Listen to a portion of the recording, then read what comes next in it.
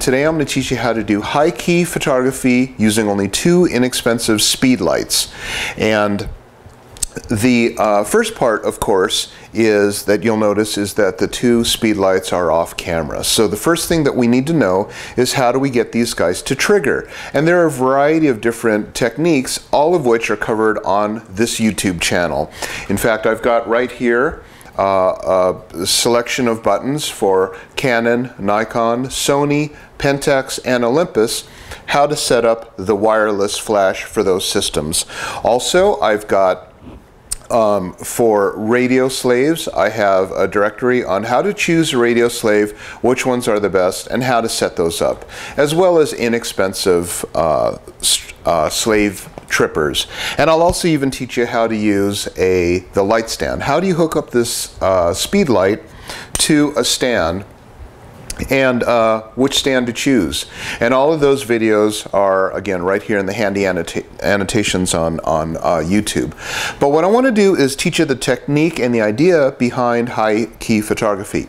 The first part is that there needs to be a separate light that does nothing but light the wall, and that has to be 2 stops overexposed. And the reason why it has to be 2 stops overexposed is because if we give it regular exposure, you're going to get middle gray, because that's what regular exposure is. It's trying to match middle gray. We don't want that. We want it to be blown out, just like a very, very blown out backlit situation.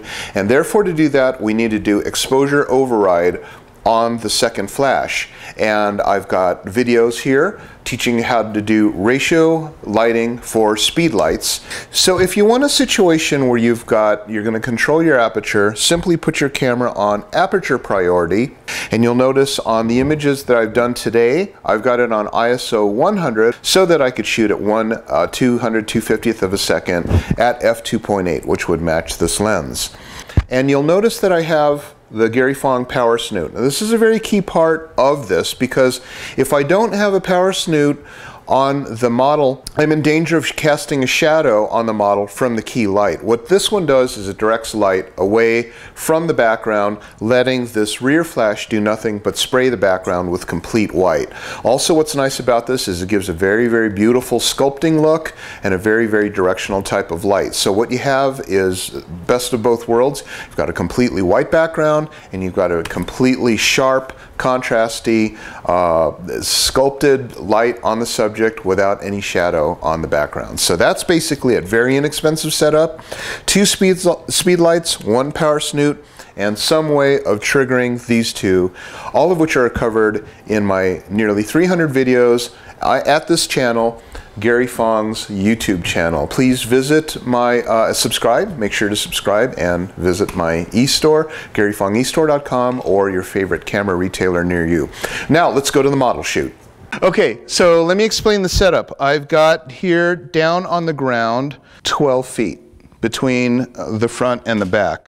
Your subject is going to be around 6 feet away from the fold. And I have the power snoot. And the nice thing about the power snoot is that because it's on TTL, whatever the model does, it's going to be the proper exposure. I just basically had the 1 flash on the ground, and that's the entire setup. It's nothing more than that, just basically 1 light stand, 1 flash on the ground, and an inexpensive rollout paper.